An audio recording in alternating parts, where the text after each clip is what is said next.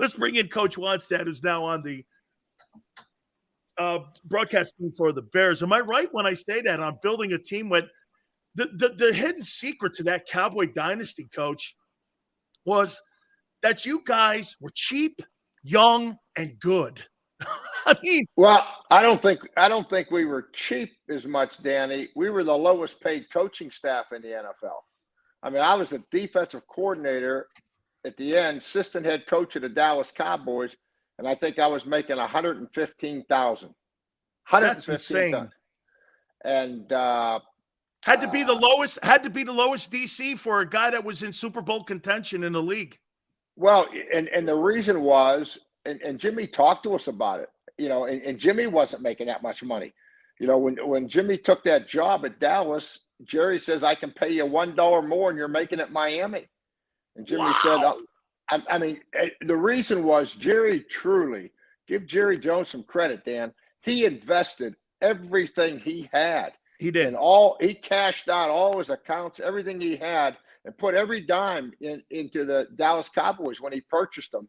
And there just wasn't, at that point, in the growth process, there just wasn't money to go around. And it was just kind of a fact, and we all knew it. But, sometimes the quality of life, and I see all these college players transferring around, and it's always the grass is greener and it's going to be a better sometimes your quality of life, where you're at, how people treat you, where you're living, all those intangible things, those things you put a price tag on them. To some people, they might be worth $1 million. To the next guy, it might be worth 100. So everybody's different that way. And our quality of life at Dallas was such, coaching, living, families, kids, that was valuable to us. Coach, do you agree, though, that was part – before we get into Bears and Eagles here, do you agree, Coach, that was one of the struggles that Jimmy had because of what Shula had done? And no shade on Don, but, I mean, the team with all those contracts, the tight end Green was a terrible deal. There were so many bad contracts that Jimmy had to dig the team out from, plus the inability to move Marino to Pittsburgh. There was talk of that. Hell, you guys were even talking potentially of having Aikman play quarterback again for you guys in Miami, which is not something that a lot of people know. You guys just didn't really have the latitude, it seemed, when you were in Miami to do the things that you guys did in Dallas. No, is that fair? Not at all. I mean, because we were more of I don't want to say a veteran team, but there was probably more of a veteran team at Miami, no question. And then you got to the point where a lot of those veterans that were really good players, the Tim Bowens of the world and so forth, Sam Madison's, their contracts are up, and you didn't want to let those guys go. So it was a completely different situation. And Dan Marino wasn't going to go anywhere. When I took over the Dolphins, that was the first thing that I had to deal with, was obviously calling Dan in and telling him that I was going to hire Chan Gailey to run the offense, and that we were going to get a quarterback that was mobile and could move around in the pocket. That's what Chan wanted to do from his days with the Steelers. And so that's – he fought you on it, didn't he? Who's that, Danny? No, well, Danny. And look, I know he's a Pitt guy, but I mean, he fought you guys, man, because from what I remember from that conversation, and I talked to Coach about it, he goes, "Yeah, we're gonna be more of a balanced offense." And I heard he had a cow over that shit. He goes, "I thought we were pretty good anyway." But I mean, outside of Abdul-Jabbar, Coach, they didn't have a 1,000-yard rusher in the building the whole time Marino was there. Yeah, the philosophy had changed over the years. There's no question. But the biggest thing with Danny, to this day, he could probably throw the football better than about half these quarterbacks. But his legs were shot. He had ruptured his Achilles. He had a bad ankle. He had knees. The guy couldn't even run anymore. And most people don't realize that a quarterback's legs are, some guys would say, more important than your arm. So his health really caught up with him, and that's when it came to an end there. But so it was a completely different situation there. Coach, would you, and that's kind of goes into where we are here, because Sunday you're going to see a dual threat showcase of two guys, Justin Fields and with Jalen Hurts. Do you think these dual threat guys, and to me, paying a dual threat guy, we saw K1 get injured. They rely on legs and arm to win ball games. Guys like Marino relied on throwing the ball, building a team around an offense in the passing game with today's NFL passing rules. Do you think that style of quarterback can win Super Bowls, Coach? Not just like Michael Vick and be good during the regular season. Do you think Lamar Jackson, he can't finish a year, Coach? It's the third straight year now. Give me your take on this. Yeah, I think there's a big difference between Lamar Jackson and Patrick Mahomes. Okay, Patrick Mahomes is nobody. I mean, Lamar is the best running athlete. Lamar's a better athlete than Justin Fields. Justin Fields he's bigger, he's stronger, he might run just as fast straight ahead. But as far as making guys miss, Lamar's a better athlete. And this is all my opinion now, watching them both. And I do all the Bears games, so I know Justin pretty well. And I'll tell you what's going to separate it for me. You know, you look at Buffalo, Josh Allen, he's the leading rusher, I think, of the Bills. I mean, so he's a lot like Jalen Hurts in my mind, probably a better passer. And everybody in Chicago right now, and I do these radio shows and TV shows, everybody's kind of asking the same thing you are, is what we're doing with Justin right now, can this be the offense that we can win a Super Bowl with? And you know what I tell them all? Let's watch how this season unfolds. And let's watch those Philadelphia Eagles, because Jalen Hurts is the guy that's going to run. He's carrying the ball, I looked it up the other day, about 10.5 times a game. We're going to find out if the mobile quarterback, whether it's Josh Allen, who I put him in the same category as Jalen Hurts, can that quarterback win a Super Bowl? Patrick Mahomes just doesn't really want to run that much. But I tell you what, when they were in that Super Bowl and they beat the 49ers, I did that game for Fox in Miami. And the difference in that game was Patrick Mahomes made 2 or 3 big runs. And you go back and look at that game and you watch when it was end of the game. I mean, the game on the line, Patrick Mahomes made plays with his feet. I remember that distinctly. So, you know, I just tell Bear fans, let's wait and see how this plays out with Jalen Hurts. And let's see how it plays out with Josh Allen. And then we can say, you know what? A quarterback like that can win it just as much as Peyton Manning can, or Tom Brady can, drop him back in the pocket, Aaron Rodgers. See, Coach, the thing that I think you fall into troubles with guys like Justin Fields and Hurts has the most expensive O-line. He's got a $25 million wide receiver. He's got an $18 million tight end. Everything almost has to be exactly perfect for that. And when you have those $50 million quarterbacks, when you lose a Tyreek Hill, Kansas City's still Kansas City. Josh Allen is doing it without a running back. I do think that the Bills need to get him an offensive running back. And if they do, that saves his career, and he won't go down the line of K1. I think those guys cover more intangible losses, like in the O-line. Look at Kansas City had to revamp their O-line a couple years ago because they paid him that $50 million contract and that $500 million deal. And, Coach, if you don't have everything perfect, like what's the difference in your eyes, Coach? If I put Jalen Hurts on the Bears and I put Justin Fields on the Eagles, do you think Justin Fields has better numbers? And do you think that the Eagles are going to be as successful because they pretty much do the same thing?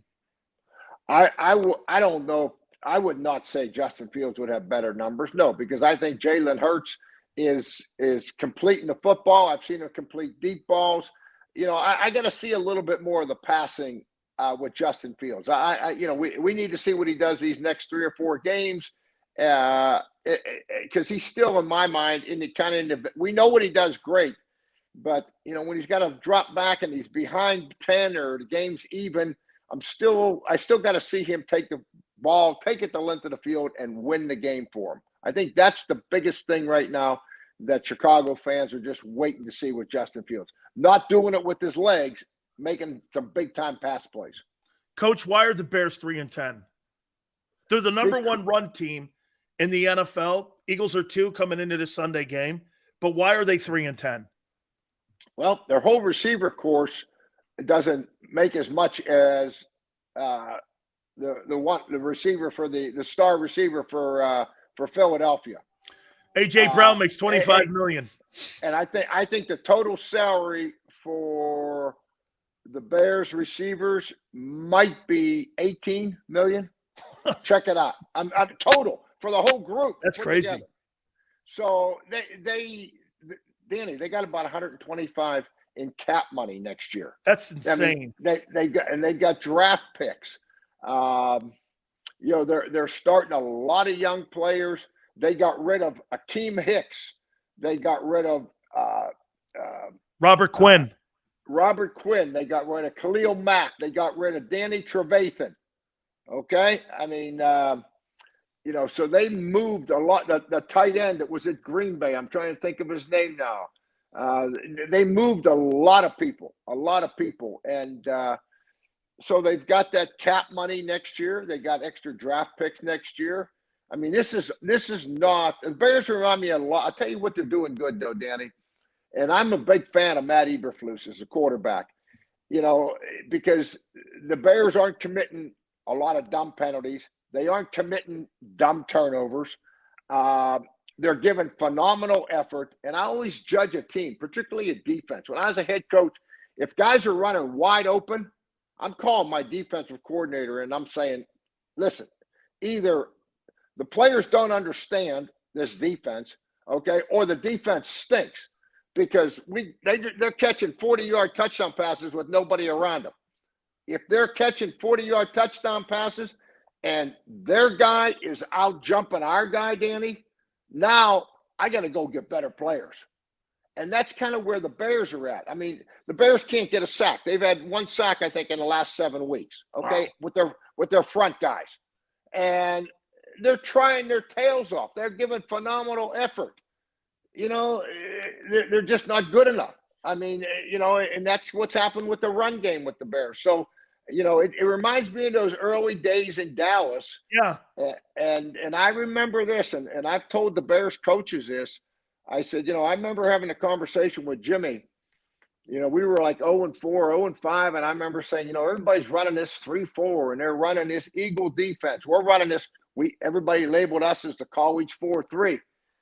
I said, man, I don't know, Jimmy. You watch this film, and not many people are doing what we're doing. He says, Dave, we know what we're doing better than they do. It's been successful for us at Miami. Everywhere we've been the best around with this defense. I'm going to go get us better players. Keep coaching what you're coaching. 3 years later, we win the Super Bowl. We don't have a Pro Bowl player active on the roster, and we're the number 1 defense in National Football League. Dave, so it's really more, in your opinion, about keeping with the integrity of what you guys in your plan of what you're doing and sticking to it. Hey, modifying it is one thing. Obviously you want to modify things, but when it comes to something that that is successful, is that maybe as a coach and coach, more importantly, coach had a lot of autonomy in Dallas to do that with you guys. I don't know if the Bears as an organization give their head coaches that autonomy or maybe the time to keep that plan going because, hey, coach, look at Tony Dungy. Started out 0-8. You guys were like 1-13. I mean, that takes a lot of onions and a lot of cannolis to sit there and hang in there with something like that. Yep. You think that's been a problem with the Bears where, hanging in there and holding tight to a plan and sticking to it because that seems to be the remedy on how you guys were successful. Yeah, I think to some degree, but no, the Bears ownership, they're generally, McCaskies are generally patient. What's happened is I think you got to look at each situation, the last 2 or 3 hires at least.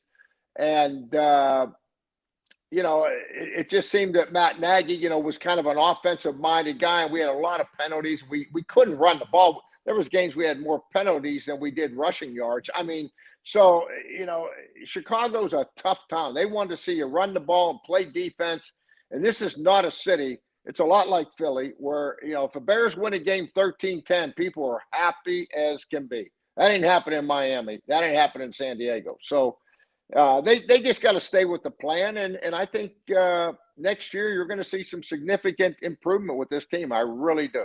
Couple last questions for you, Coach. What are you expecting on Sunday? I mean, I told everybody, get ready. This is going to be like Bowling Green versus like Toledo, where you're going to see about 100 runs and 10 passes. I hear it's going to be windy in Chicago too. I mean, go figure, right? December, windy and cold. Are we going to see a lot of that? Because here's one thing about the Eagles, and they surrender this, Coach. According to Pro Football Focus, they're the worst tackling team in the league.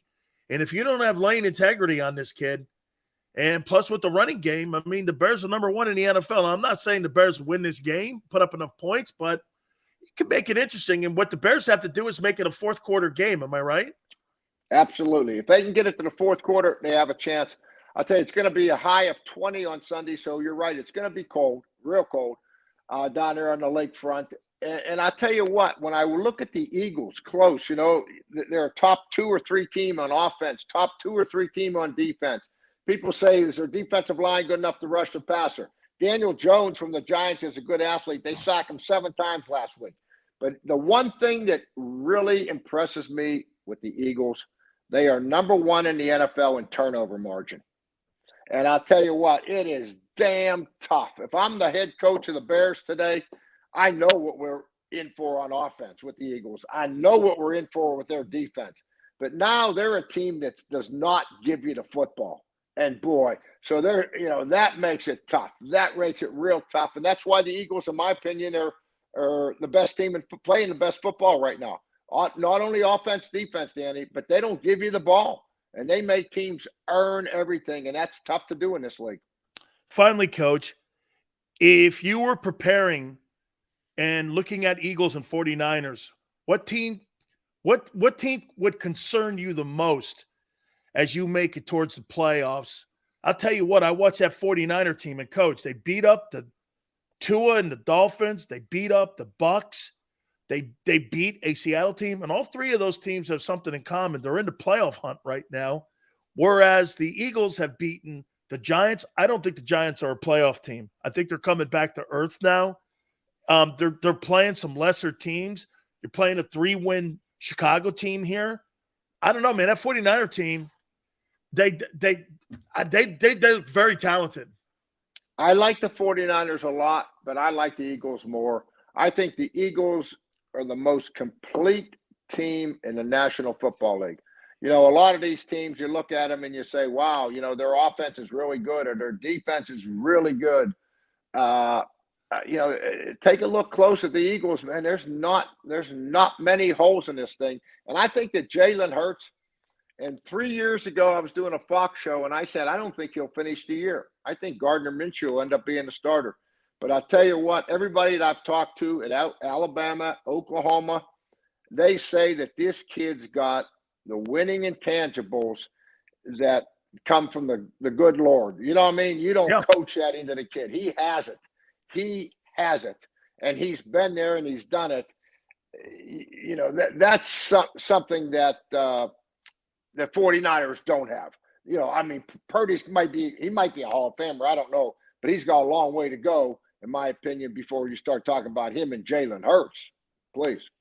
Coach, did you have more fun coaching at Pitt, Miami Hurricanes, Miami Dolphins, Chicago Bears?